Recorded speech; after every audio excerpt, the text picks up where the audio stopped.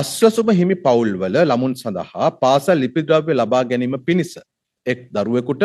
රුපියල් 6000ක දීමනාවක් සුබසාධක ප්‍රතිලාභ මණ්ඩලය හරහා ලබා දීමටත්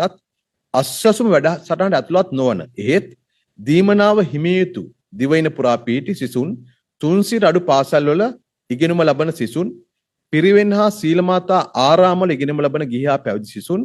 ළමා සංවර්ධන මධ්‍යස්ථානවල සිටින පාසල් සිසුන් සඳහා එක් අයක රුපියල් 6000 දීමනාවක් අධ්‍යාපන උසස් අධ්‍යාපන සහ වෘත්ති අධ්‍යාපන අමාත්‍යාංශ හරහා ගෙවීමට 2025 වර්ෂයේදී පියවර ගත්තා. එම වැඩසටහන 2026 වර්ෂය තුලදීද ක්‍රියාත්මක කිරීම පිණිස අධ්‍යාපන උසස් අධ්‍යාපන සහ වෘත්ති අධ්‍යාපන අමාත්‍ය හැටියට ගරු අග්‍රාමාත්‍යම ඉදිරිපත් කළ යෝජනා අමාත්‍ය මණ්ඩලය අනුමත කරා. මේ අනුව දරුවන් ලක්ෂ 5කට ආසන්න ප්‍රමාණයකට මේ රුපියල් 6000 දීමනාව ලබා දීමට නියමිතයි.